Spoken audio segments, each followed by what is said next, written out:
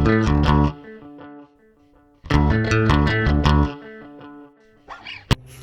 right, welcome to Storytime with ZDM. I am Zachary Delano Middleton, and today we're going to be engaging Chapter 3. Chapter 3, a little bit of backstory about Chapter 3. So one of the things that's interesting in doing research for this book and doing interviews, I got a chance to speak with a lot of different people, and one of the things that was a recurring trend was that in that era, young people played games. They played games differently than, in this era we play games on a phone or PlayStation, that sort of thing, but they played in the yard. They played marbles, they played jacks, they played that sort of thing. And those games, they have their own rhythm to them, and I thought it was a good opportunity to introduce one of the characters, Luella, and who is she would be my father's aunt, but they're so close in age. They are kind of like, from an age standpoint, would think of like brother sister. And so I wanted to kind of talk about that a little bit. I think one of the things that I didn't really get a chance to really break down in the story, but my father's mother had him at a young age, and so I think that story is very similar to a lot of the kids these days, right? And so there are some connections that is there with being raised in a community, being raised from a family standpoint, and he was reared more so by his grandmother, Mother Bell, who would have been Luella's actual mother, right? And so the connection of the family is just there, and so I wanted to kind of capture a little bit of that. And I also wanted to introduce Alonzo as a character who's a kid who's kind of in need of guidance. You know, he's trying to do a lot of different things, trying to do the best he can, but he's a kid, just a regular kid, just like anyone else. And so I wanted to introduce that as he is this particular character. And this is Chapter 3. Alonzo raced past imaginary defenders towards the Myers Road sign. His shoes clacked, spa, spa, spa, with every step. As he ran down the street, two dogs tagged along and got within a foot of his heels. Roof, roof, roof, roof. Ah, nah, y'all can't catch me, the boy said aloud to himself.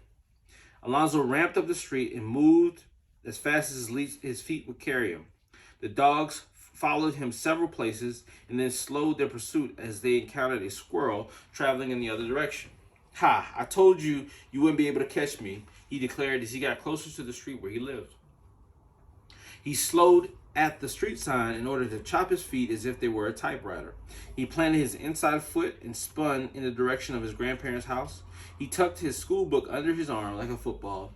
He mimicked the hand gestures and body motions that he had seen 25 do many times during the Wilkinson High School practices. As he approached the house, he saw two girls, both a little older than him, that rested on their hands and knees in front of a grassless piece of flat land. One girl had a red ball in one hand and used the other hand to sprinkle 10 jacks on the ground as if she was dressing cupcakes. She asserted, "Onesies." She tossed the ball in the air. Before the ball hit the ground, she picked up one jack and caught the bounced ball before it bounced the second time. She proceeded to collect the remaining 9 jacks in the same fashion. The girl had a bop of confidence. Her shoulders danced with each collection of jacks. She then exclaimed, "Twosies." She tossed the ball in the air. However, before she could collect her first 2 jacks, Alonzo intercepted the ball. "Hey!" the girls exclaimed. Alonzo grinned and blurted out, "Aunt Lou, let me show you how it's done." Luella paused to look through him and cried out, "Alonzo, what are you doing?" Bernadette squinted her eyes and said, Bernadette squinted her eyes and said, "Aunt Lou, I thought Alonzo was your brother." Luella shook her head and clarified, "No, Alonzo is Jelania's, my sister's son, but we ain't gonna talk about that right now." She then redirected towards Alonzo. "Alonzo, why you play so much?" Alonzo reared back and laughed while balling up his fist over his face to contain his laughter, the laughter that poured through his teeth. "I'm just messing around, Lulu. Let's play a game. Each of us gets a turn. If the ball bounces twice for that person, then they're out," offered Alonzo. Bernadette responded, "No, I think I'll pass. I don't want to play this time." Alonzo stared at Luella. Luella stared at Alonzo. "You're on," commanded Luella with a laugh. Alonzo directed, "Okay, you took onesies. I'll take twosies." Alonzo looked over the prearranged grouping of jacks with a militaristic focus. He tossed the rubber ball in the air a foot off the ground. With a quick sweeping motion, he raked 2 jacks off the floor, caught the ball with a thud, and transitioned the captured jacks into his offhand with a crackle. The melody from his turn sounded like rack, thud, crack, rake, thud, crack. Alonzo gathered the last 2 jacks from the ground and handed them to his aunt. Beaming a smile of approval, Luella grabbed the jacks out of Alonzo's hand and rolled them in her hands for a few seconds. With a chuckle, Bernadette commanded, "This boy ain't ready." Luella agreed with the point. Please let him know, Alonzo, this is what Threesies looks like. With the composure of a seasoned gospel choir director, Luella masterfully captured the jacks in 4 strong hand motions. With her lips pursed and shoulders raised, she held out the jacks to Alonzo with a grin. "Were you looking for these?" Alonzo took the jacks, and within a matter of a few seconds, he retaliated in a similar fashion. After he did the work needed to win the round, he belted 4s. This exchange between Alonzo and Luella continued until the last 2 rounds of the game. Bernadette participated as the ultimate fan during the game, cheering Luella's actions and booing Alonzo's. As Luella opened up her hand to release the jacks on her final turn, 3 of them got caught in her palm. As she shook them loose, they landed a full foot away from the other 7 jacks. Bernadette's eyebrows rose. Alonzo grinned. Luella calculated with her fingers. She said with a squint. After several moments of deliberation, she squatted lower to the ground.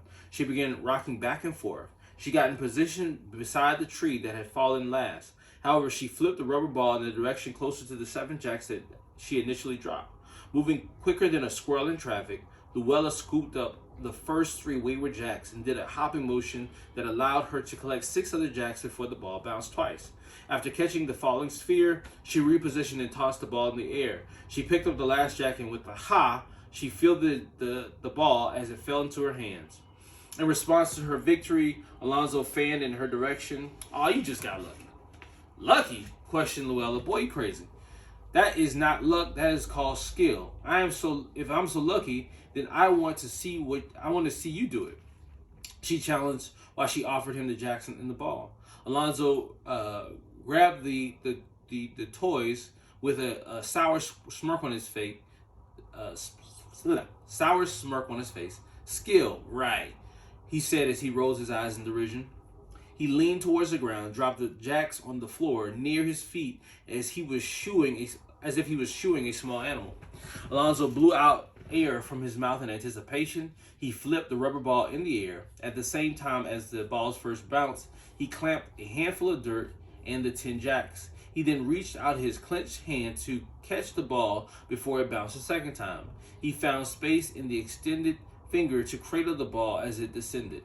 Meanwhile, the bottom of his palm, he began to lose his grip on the lowest jack. Like a restaurant waiter trying to hold into a slippery utensil, Alonzo mirrored the motion of the disgruntled jack. "Ooh, ooh, ooh," yelled Alonzo as he tried to hold on to the wayward jack with his pinky finger. He shimmied and shook until the last jack left his hand. In an unsuccessful attempt to catch the falling jack, Alonzo dove on the ground and crashed alongside the jack. "Yay!" cheered the girls in unison. "Well, I guess you showed me," offered a satisfied Luella. Alonzo put his head in the dirt to conceal his face. Upon seeing this, Luella and Bernadette stopped their celebration. Luella put her hand on his shoulder and gestured a get-up motion. "Alonzo, get up," reasoned Luella. Alonzo brushed his hand aside and replied, "I don't want to get up." Not listening to Alonzo, Luella rebutted, "I said, Alonzo, get up. Let's just play again. Everybody falls down sometimes. Just don't stay there. Alonzo, get up." Before Alonzo could reply the second time, the door to their shotgun house swung open. A stout, dark-skinned woman stood at the door with a disgruntled look on her face. "Why are y'all making all that noise out there?" she inquired. "Alonzo, why are you laying on the ground like that? In your school clothes, no less?" Luella pleaded their case. "Mother Bell, we were just playing jacks and Alonzo tried to catch the last. I don't even want to hear it." Mother Bell interjected. "Clean yourself up and keep it down. I need to go back on campus for an event that State is having tonight. I'm in here trying to sleep before I have to go back to work. Y'all out here having a party. Now keep it down." She turned to walk inside. However, before she made it inside, she wheeled back around to the children as if they had forgotten something. Oh, and be sure to take the clothes off the line before it gets dark. She pointed to the line. They actually should be dry now, especially that football stuff. She said as she directed attention to Alonzo's football undergarments. I think he put it on the clothesline last night. With the sudden movement of placing both hands on his head, Alonzo shouted, "Oh, bump, I can't believe I forgot." He then darted toward the clothesline, unhooked the undergarments, threw them over his shoulder, and ran as fast as he could, or as fast as his feet would carry him, down Myers Road towards Wilkinson High School. As Alonzo warped speed in the effort to keep his forgotten promise, Retha Bell, Bernadette, and Luella gave each other a look of befuddlement. Retha Bell asked, "What is wrong with that boy?" Luella shrugged her shoulders and said, "Ma Bell, I don't know. One minute he's laughing, then he's about to cry, now he's running. Lonzo is something." That's into chapter 3. So, like I said, that is, I think, a way to kind of pay tribute to my father, and just kind of, that's him. He's always the life of the party, always someone who's going to engage, and I wanted to draw. I had a chance to speak with one of the young ladies who was being interviewed, Miss Bernadette, who's now, of course, a grown woman, Miss Claiborne. And one of the things that she talked about was the fact that boys and girls play games together, and games like jacks would have been a normal game. And also, Ma Luella also talked about playing jacks, and she talked about playing marbles and things like that. And I wanted that to be a part of it, because as you can see, I'm trying to teach how the game is played while I'm describing it, and showing kids that they can have fun outside too. So I thought that was just kind of like a little fun little moment, but at the same time it gives some family history and backstory. So as I always say, YES for 15 or 8. If you want to get the paperbacks, 15. The ebook is 8. Make it yours. If you could express your comments in the comment section, that helps tremendously. So like goodreads.com, there'll be a link down there, or the Amazon store, there's a link down there. Last but not least, share, and I appreciate your time. Have a good day.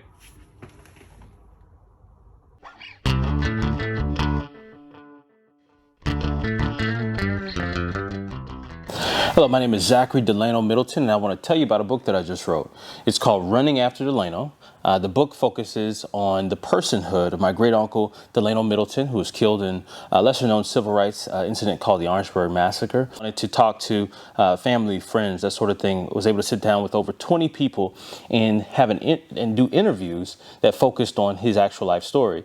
And so in the book, we talk about everything from the fact that he used to steer a plow to the fact that his dreams, his goals, his personal aspirations. And I wanted our young people to be able to connect the dots between what they're going through and what those who were tied to the historic civil rights movement were affected with. And so if you see the cover photo was actually shot by Cecil J. Williams, and with his permission, he allowed me to use this cover. And so this will be, the proceeds are 15% of the net proceeds will go to Orangeburg-based charities. It's called Running After Delano, and would love for you to take time to check it out. And so one of the things that I say with all of our products and services is to say yes to Running After Delano. YES, yes, for $15. You can purchase the paperback in the Amazon store or on our website, www.gracetocultivate.com, or you can get an ebook for $8. If you would mind expressing your comments by going to goodreads.com or in the Amazon store with the customer reviews, and just tell us what you think about it. That helps us tremendously. And last but not least, to share this video. YES, say yes to Running After Delano. I appreciate your time, and I do believe that there's grace to cultivate.